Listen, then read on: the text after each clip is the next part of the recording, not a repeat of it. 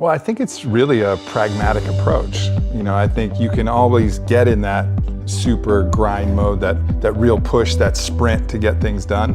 But as in any sprint, if you're an athlete running a, quarter mile, you're gonna need recovery after that, And I think that's something that we can sometimes fail to recognize, that you don't actually get stronger when you're sprinting, you get stronger when you recover.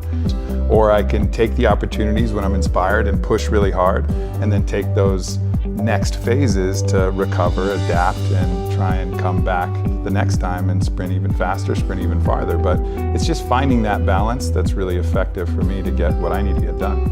And so I think it's really just tuning in to what you need and being able to listen to that voice and not only hear it, but follow through on what it says. Well, it's ultimately the principle that, you want to be a little bit better in some way tomorrow than you are today, but it's not going to be in a linear path. Again, these go through cycles of stress and recovery. So it's just kind of being able to surf the flow of that and know, again, it really comes down to balance. So it's the practices, like you need to know what to do for sure. And then you need to know how to apply those things in the right way. So when to push and when to take the pressure off the gas as well. And I think that's really understanding that. So part of it is the knowledge, and then part of it is the follow through, and then part of it is the discipline to know not only when you need to go, but when you need to rest. Yeah, I think it's important to really trust that what you're doing is going to work.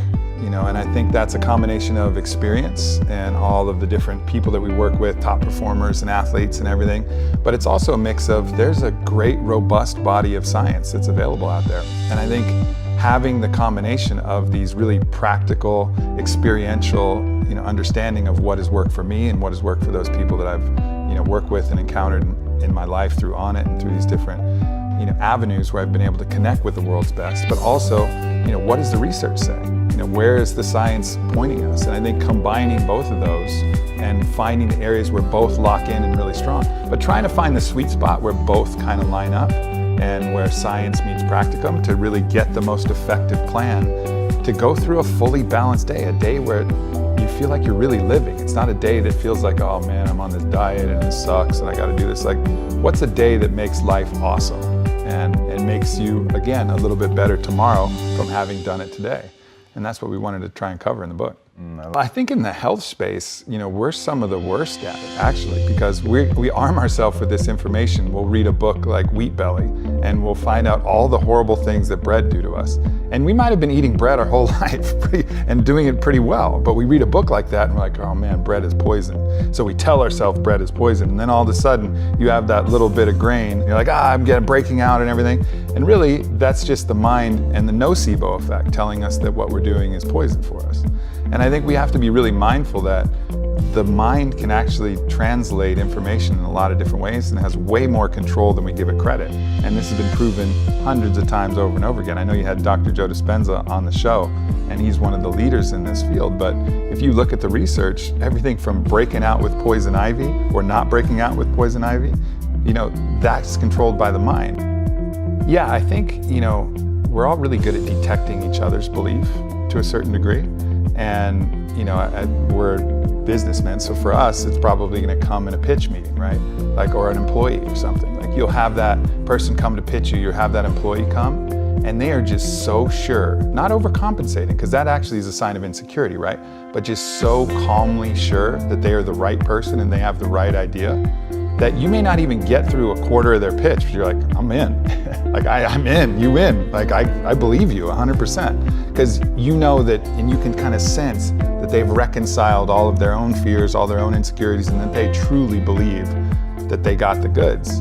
And I think that's somebody weaponizing their belief. That's somebody who has done the hard work to really know themselves, know their product, know what's going on, and they're utilizing belief to convince you far more than the documents and everything else. Whereas you can have somebody else with a great idea who's really insecure and not confident and doesn't believe in themselves, and you'll look at it and like, I just don't think it's gonna work, And the same can be said for fighters, right? Because fighters, that's a very intimate belief detection game. I mean, they're right there at the weigh-in staring at each other, and they're right there across from the ring. And I think not enough is talked about actually believing if you're gonna win, because I think the other person can detect that as well. So Conor McGregor is someone who believes in himself so much that he comes in at 100% belief, and if his opponent is coming in at 99, all of a sudden that 1% difference is going to be a mountain. It's like, wow, he's at 100, like 100% belief. Well, I'm only at 99%. Well, what does he know? Maybe he's right. And so that becomes a weapon for him and has allowed him to be, one of the greatest mixed martial artists in the world. And you'll see that kind of across the board. So it's really just using belief to affect reality in a positive way.